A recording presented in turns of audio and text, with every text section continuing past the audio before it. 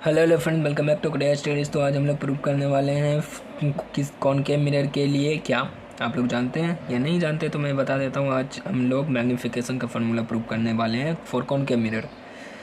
तो मैग्नीफिकेशन का फार्मूला होता है क्या आप लोग जानते हैं, m equal to minus B by U. हाँ, यही होता है। तो हम लोग आज ये वाला प्रूव करने वाले हैं फार्मूला, ठीक है। ये हमारा मिरर हो गया एंड ये हमारा प्रिंसिपल एक्सिस है जो इस मिरर को पॉइंट ओ पे काटते हैं।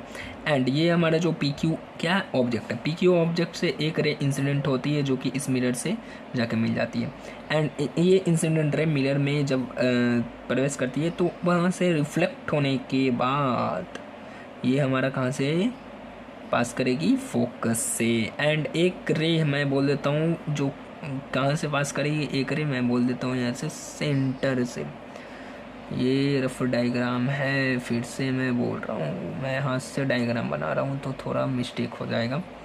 देन ये हमारा एक सेंटर से पास करेगी तो हमारा ये क्या बन गया, इमेज बन गया। अच्छा, दो रे ऐसे भी मैच करती है तो रेज बनता है, ठीक है। क्या इमेज बनता है, हाँ। तो हमारा पी डैश क्यू डैश क्या हो गया, इमेज हो गया। अब हम लोग बोल सकते हैं अगर ओ क्यू हमारा ऑब्जेक्ट है तो ये हो जाएगा माइनस यू, एंड हमारा ओ क्यू डैश हमारा इमेज है तो ये हो जाएगा minus B. And P Q हमारा देख लीजिए, हम लोग बोल देते हैं यहाँ पे पी क्यू क्या है हमारा, height of object. Height of object को हम लोग क्या बोल सकते हैं, H I, sorry height of object को एच ओ बोल देते हैं, ठीक है।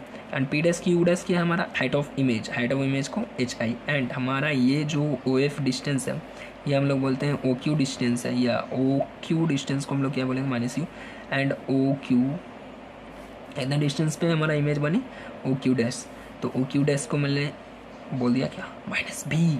एंड हम लोग अब क्या बोल सकते हैं, ये जो मिरर है एंड ये जो पॉइंट है यहाँ पे दो ट्रायंगल बन रही होगी। अच्छा, कैसे दो ट्रायंगल बनेगी, अभी तो हमें एक बड़ा सा ट्रायंगल दिख रहा है, ये जो बड़ा सा ट्रायंगल है अभी भी नहीं दिख रहा। अच्छा, हम लोग क्या करते हैं, अभी भी हमें वैसा ट्रायंगल नहीं दिख रहा जो हमें ये प्रूव करके दे फार्मूला। तो हम एक ट्रायंगल और कैसे बनाएंगे, दो ट्रायंगल यहाँ पे हमें बनाना होगा।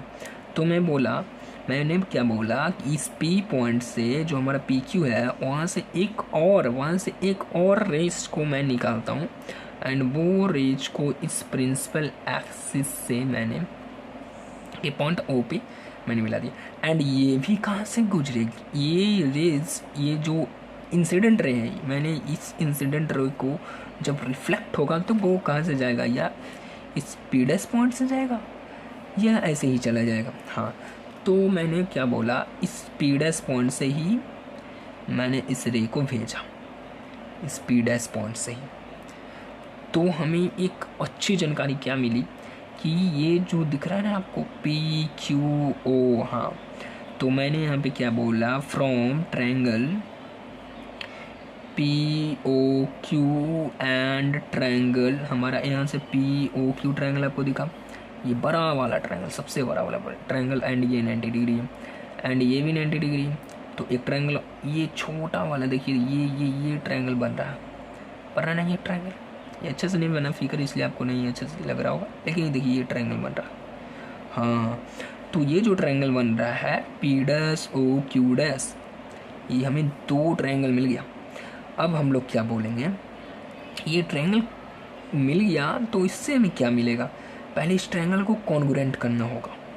कॉन्ग्रुएंट करने के लिए हमें दो एंगल अगर इक्वल हो जाए तो कॉन्ग्रुएंट हो जाएगा। तो हम लोग बोलेंगे यहाँ पर तो इक्वल है, angle P Q O equal है angle P dash Q dash O के, इक्वल टू 90 डिग्री है ना, ये भी 90, ये भी 90, ठीक है। एंड हमने एक और एंगल को इक्वल कैसे कर सकते हैं, ये जो आपको एंगल ओ दिख रहा है, ये अगर इंसिडेंट रहे तो ये रिफ्लेक्टेड रहे, तो ये इंसिडेंट एंगल आई हो गया एंड रिफ्लेक्टेड एंगल आर हो गया।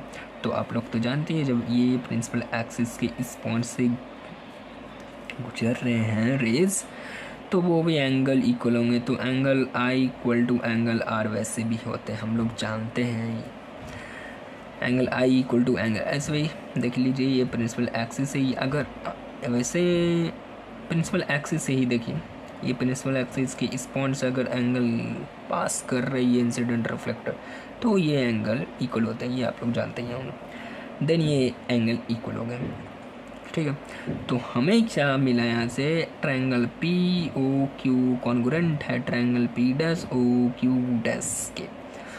तो हम लोग यहाँ से क्या बोल सकते हैं, बहुत ही सिंपल ढंग से, क्या, पी क्यू, ये P Q height of object है, P dash Q dash height of image है, ठीक है, वो इक्वल होगा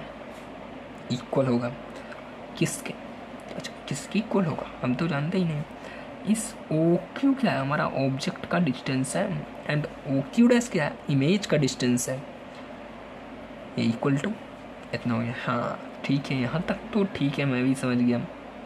अच्छा एक चीज़ अगर जानते हैं आप लोग कि ये पी क्यू ऑब्जेक्ट है, तो height of object P Q है, तो उसे एच ओ लिखे हैं, height of image H I है।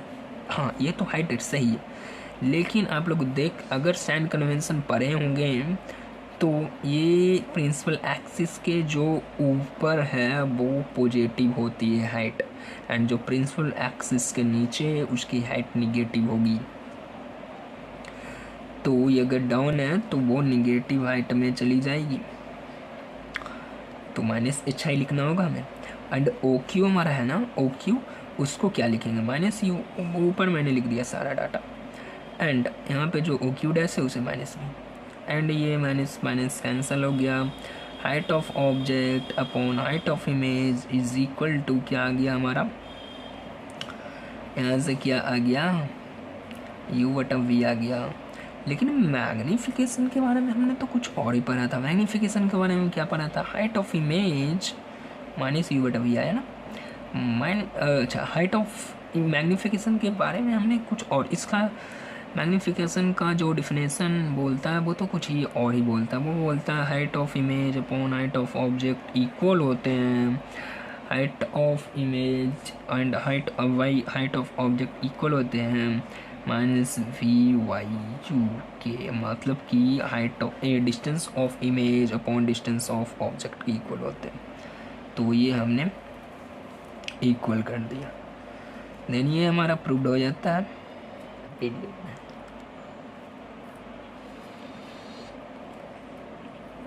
तो ये हमने मैग्नीफिकेशन का फॉर्मूला प्रूव कर दिया। Thank you guys. तो नेक्स्ट लेक्चर में कुछ और फॉर्मूले लेके आएंगे जिसे हम लोग प्रूव करेंगे, तब तक के लिए गुड बाय।